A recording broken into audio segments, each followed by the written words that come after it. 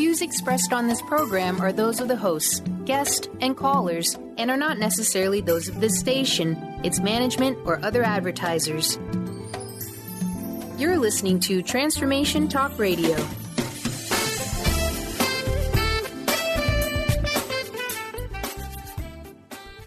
Welcome to the Vibrant Powerful Mom Show. I'm your host, Debbie Pokornik, and today is Vibrant Replay Day. This means we're pulling a show out of the vault and giving it another moment in the sun to spread its message. Now, of course, all of my shows are posted as podcasts, so they're always available for you to listen to, and they never actually sit in a vault collecting dust. But that doesn't mean that you've had the chance to go back and listen to them all. And even if you have, there is always a new gem or two just waiting for you to hear whenever you are ready. Enjoy the show. Moms, are you ready to become enlightened, empowered, and stress-free? Well, get ready because you are about to tune into Vibrant, Powerful Moms, helping everyday women create an extraordinary life with Debbie Pokornik. Each week, Debbie discusses topics to help you become self-aware, inspired, and on track to create the life you crave. It's time to stop settling and start thriving. And it all begins now on Transformation Talk Radio.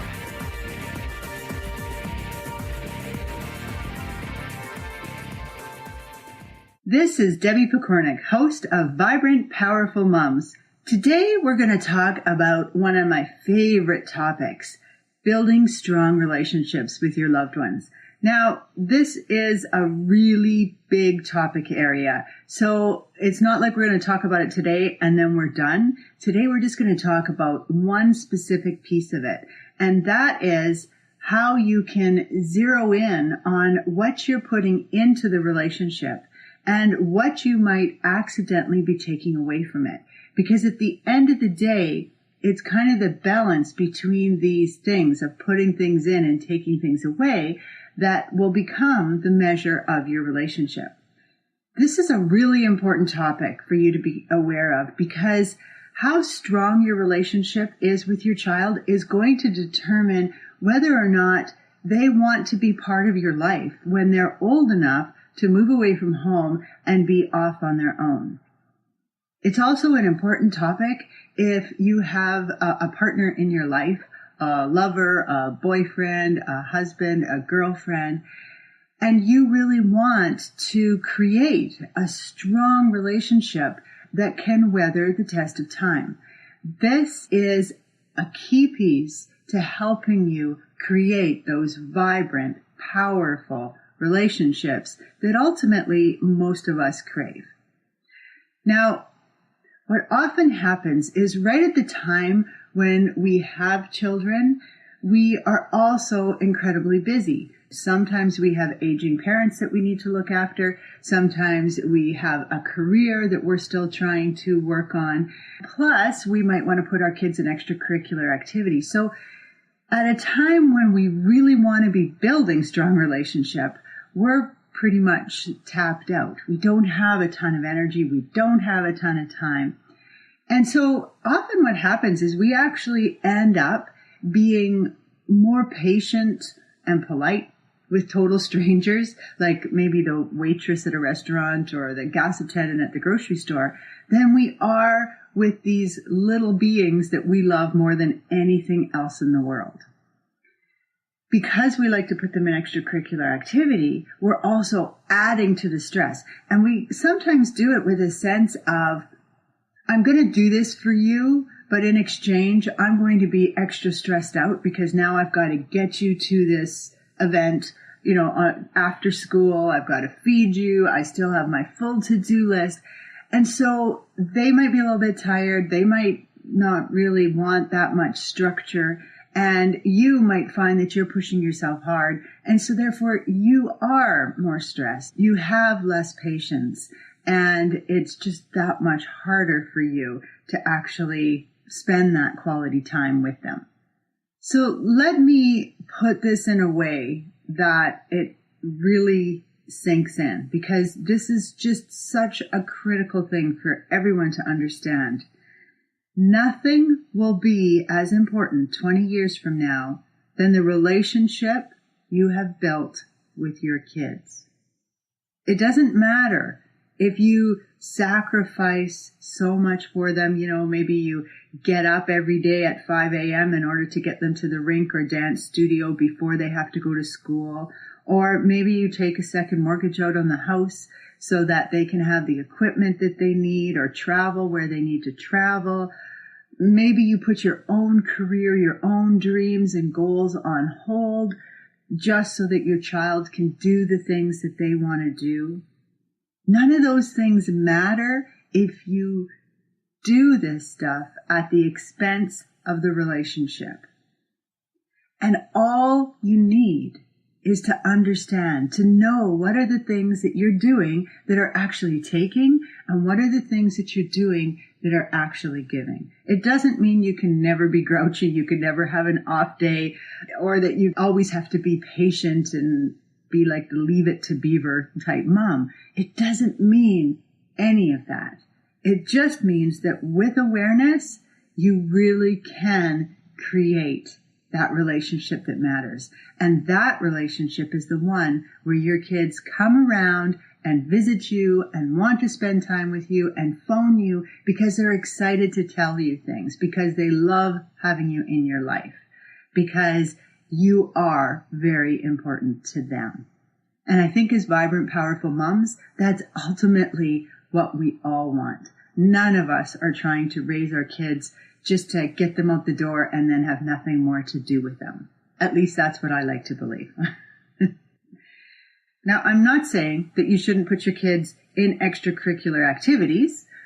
This is a very important part of life for kids, how we give them more opportunity, how we help them to be a more well-rounded individual. So you don't have to put them in extracurric, but if you want to, I'm not saying that you shouldn't. I'm just saying let's do it with awareness and let's see what comes when we do it that way. This information doesn't only apply to relationship with kids. It comes into play in any significant relationship. It just comes in a little bit differently. So the relationship you have with your spouse, your lover, your mother, your siblings, your friends, your close colleagues, and so on, every single significant relationship in your life is going to be impacted by this kind of awareness. So it's a really great tool to have in your back pocket. All right, so let's talk about the relationship. Everything that you do in a relationship is either giving to it or taking away from it. Those things that show and build trust give to the relationship, while those things that break or weaken trust take away from it. As you take away from a relationship, you'll notice that things start to feel different. They feel kind of strained, unless you're putting back a good deal of what you're taking. Now, this can sound really obvious. I know that. But the truth is, people overlook it all the time. Let me give you an example of a woman named Sally. Sally is the mom of a 7-year-old boy, Nolan. And when Nolan was a baby, Sally stayed home with him for the full year maternity leave. So she spent lots of time creating a strong bond between them. She played with him, she cuddled, she read to him, she took him on adventures. She just did everything with him. Now, she returned to work for a year and then left for a second mat leave, and his little brother, Ty, came into the picture. Sally was home for another year, and even though Nolan now had to share her with Ty, which was a little bit frustrating, he loved not having to get up for daycare, and he especially loved playing with his mom. Then Mom went back to work, and everything changed. Nolan had to get up at 6, and Mom was busy trying to get everybody ready to go. When Mom got home from work at the end of the day, she's tired. She's busy trying to get supper ready, and, she has this huge to-do list, all these chores, so she didn't have a lot of time for playing. Now, she still read to Nolan a story every night before bed, and she found little moments to cuddle, but otherwise, Ty took up most of her attention, and Nolan spent most of his time with Dad. So fast forward a few years. Nolan and Ty are both in school, and Sally has put the boys in can skate, beavers, and soccer. Thankfully, the skating and soccer are at different times of the year, so they don't overlap with each other, But this is still a fairly hectic schedule because at least 3 days a week are spent in extracurricular. So in a typical day, Nolan sees his mom when she wakes him up. Now, Nolan does not wake up easily. He's more of a little night owl. He would like to sleep in. And so his mom often gets really frustrated with him. She starts out cheery and loving, like most of us do. Come on, buddy, time to get up, rise and shine, sleepyhead. And she ends up snapping at him. Nolan, you're going to be late. Get dressed and get down here for breakfast or you're going to miss the bus. You know, if you went to bed when I told you to go to bed at night, this wouldn't be such a problem. You'd find it much easier to get up. Maybe I need to take your computer games away. Is that what needs to happen here? Thankfully, Sally always makes sure that she gives Nolan a hug and tells him she loves him before he goes out the door to get on the bus. The fact that Sally gets to be there to put her kids on the bus is wonderful, but it also means that they have to go to an after-school program most days so that she can work until 5:30. By the time she picks them up and gets home, it's after 6, everyone's hungry and tired. Sally makes Nolan do his homework while she makes supper, which causes a lot of arguments, and although she tries to help him, she's distracted by Ty and the food that she's trying to prepare. And he really just wants to run around and play and have no structure at all. When supper's finished, it's after 7, it's time for a bath, a half-hour computer games, and it's time to go to bed. Now, Sally used to use story time as a way to get Nolan off the computer. If you want to have a story, it's time to come now. But then he started choosing computer over story, so that did not work the way she wanted it to work. What I want you to see from this, or what I'm hoping you'll see from this, is that Sally's story isn't very different from many moms that I know. You likely noticed that I hardly brought Dad into the picture, and the reason is because he's really not relevant to this story. When you're looking at relationship building, it only occurs when you're interacting with that person. So when Dad plays with Nolan, helps Nolan with homework, or gives him a bath, Nolan's building relationship with Dad, not with Sally. So let's look at this relationship from the perspective of giving and taking. For the first few years of Nolan's life, Sally gave a lot to the relationship. She played, laughed, cuddled, read stories, regularly expressed how much she loved him, gave him compliments, and looked after him. As Sally's life got busier with Ty, then work, and of course pressing deadlines, Nolan got corrected more, he was ordered around more, and he needed a lot more discipline. These things all take from a relationship. This doesn't mean we should never do them. It's critical that we do. And as our kids grow, we have to set boundaries and then enforce those boundaries and make sure our kids understand why those boundaries are important. That's where discipline or punishment comes in. It just means that we need to be conscious of how much we're doing them and how we're doing them, what kind of voice we're using, how quickly we're going for that expediency of demanding they do what they need to do, or maybe threatening that if they don't do what we need to do, we're going to take something away. Those kinds of things we want to be aware of so that we're not overusing them. Now, in case you're a numbers person, a suggested ratio for the amount you're giving versus the amount you're taking in a relationship is 4-to-1. In other words, every time you take from a relationship, you want to give at least 4 times to make up for it. Now, I'm not telling you this so that you get hung up on the numbers. I just want you to understand that you need to be giving far more to a relationship than you're taking. It's very easy to take. We can go on autopilot and start taking. And before we know it, our relationship is bankrupt. That's not a good place to be. So we don't want to get there. For many families, they give and give and give for the first few years, but then as time marches on, they start taking more and more on a regular basis. This creates a strain on the relationship. Their child acts out, and then as a result, their child needs to be corrected more, which means they're taking even more. By the time their kids are teens, they're hardly talking to each other, right at a time when they need communication to be open and freely flowing if they want to get the true story. Let me tell you some of the things that you can do to give and those that take. I've created a page that you can have. It's on my website. I'm going to read that list for you right now, and I'm not even going to take the time to explain them all because that could be a podcast all in itself. But for now, just what I want you to notice, what I really want you to pay attention to, is how many of those things you're currently doing. And then later you can get the list and post it up somewhere and have it help you to remember what you need to do to give and what you might do to take.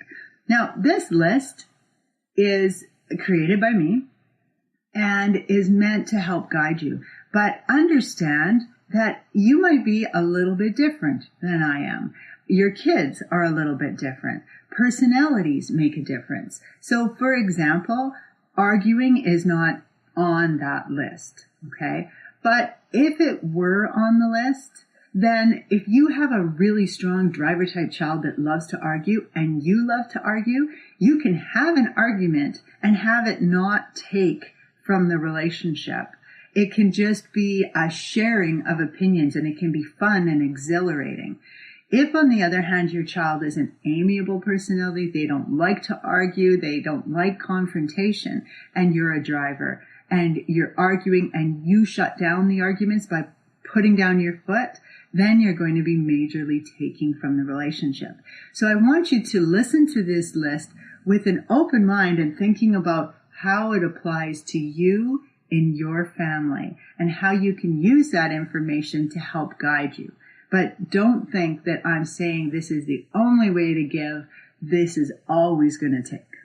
All right? Things that give to a relationship. Giving compliments, showing appreciation, using supportive statements, loving gestures and touches, even smiling at a person gives to the relationship. Listening and sharing pieces of your story. Remembering important details about a person's life, what's going on for them. Giving a genuine apology, and that is a skill. It is not something that most of us have had modeled for us. Making and keeping promises. This actually builds in your relationship, so don't be afraid to make promises. Just make sure they're the kind that you can keep, okay? Like, I'm going to take you to the zoo on Saturday is a promise a person can keep. Acts of kindness, doing something special for that person just because. Or even using a voice that projects kindness and understanding. Sending an I believe in you message, which sounds something like, I know you can handle this. Good luck. You can do anything. I believe in you, honey. Laughing together. Standing up for that person even when he's not around you. That's a tough one for a lot of parents. Using open door communication and effective feedback. And finally, giving the benefit of the doubt and allowing your child privacy. That's a really tough one for a lot of parents right now because of cell phones, because we can look at their text messages and their computer history, and we can even put in cameras and watch what they're doing, when and with whom. And all of those things break trust. So if we want to give to the relationship, we need to show that we trust. We need to focus in on that. So these are the things now that take. All of those things give to the relationship. What are some of the things that take? All right, here we go. Insults, teasing, put downs, joking about a person. Now, if you ever say the words, I was just kidding, then you definitely have done this. And remember, it doesn't mean you should never ever tease. Teasing can be fun, and in a strong relationship can really help to build that relationship. It still takes, but it creates that sense of intimacy. So it's not that you should never do it. You want to limit it, especially when the relationship is already strained. Eye rolling, sneering, pulling rudely away from a touch. Shoulding on a person. You should have. Why didn't you do this? giving spontaneous solutions or advice, breaking promises without compensation. So remember that I'm going to take you to the zoo. If it turns out you have to work on Saturday now and you can't take them to the zoo, that's okay, except for you want to compensate in some way. Honey, I'm so sorry I can't take you to the zoo. How can I make this up to you? Physical hurt. This one seems really obvious. Hitting, pinching, pushing. Yet, sometimes people do like to hit each other, especially in a couple relationship. They give each other these friendly whacks on the shoulder, and I've seen those get out of hand and turn into some pretty major bruises. That's taking from the relationship. Threatening, even threatening to take away the computer, to stop the car, any kind of threat. Yelling at, swearing at, and intimidation. You know, where you puff yourself up and if you're going to live under my roof, you're going to do it my way. That kind of thing is intimidation.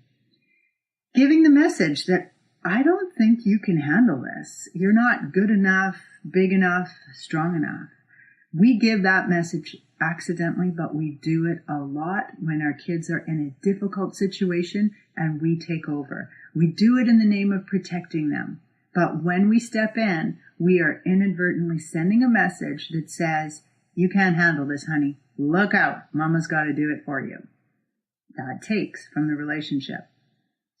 Laughing at the person, gossiping about them or being disloyal, which is making fun of them or telling stories about them when they're not even there. Okay? Pretend they're there beside you and see if that changes what the story sounds like. Correcting, criticizing, interrupting, disciplining, and punishing. Some of those are necessary things for us to do, and yet they do take from the relationship. So you want to be aware of how much you're using them. And finally, distrusting, blaming, assuming that they're guilty before you find out, guilty until proven innocent, and invading privacy. Once you are aware of these things and you notice how often you're doing them, you can get a pretty good handle on what kind of relationship you're building, how much you're giving and how much you're taking away. And then if you can do like a mental measure at the end of the week, you get a pretty good picture of your habits, which might result in you giving yourself a pat on the back and going, yes, I'm doing an awesome job. I'm giving, and I'm taking, but it's easily I'm giving more than I'm taking away. Or it could result in you feeling a little bit dismayed. Like, I'm taking way more than I'm giving. I don't even know how much I gave in the very beginning, or it's just been such a bad week. I've taken. So if that's the case for you, take a deep breath, give yourself a pat on the back for even recognizing that this is going on, and for listening to this podcast so that you can take action to start making positive changes right now. And I mean, I'm talking about simple action, giving a real compliment, saying words of appreciation. A couple notes of caution. Even if you're giving more than you're taking from the relationship, your child can still make a decision that seems totally ridiculous to you. In other words, your child is still living their journey and they can still make mistakes. The second word of caution that I need to share is that you're going to want to revisit this whole idea with each new stage that your child goes through.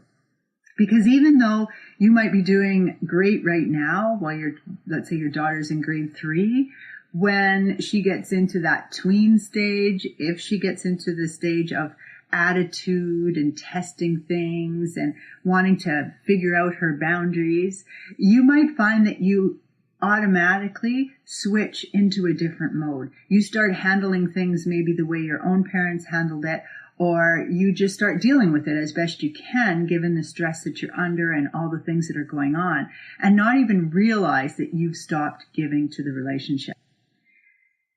For adult couple relationships, you're going to want to pay attention to the normal ebbs and flows of life, because adult relationships work this way as well, especially in a love relationship. You have that infatuation stage, and that's where you're giving. You're looking, you're focusing on the positives.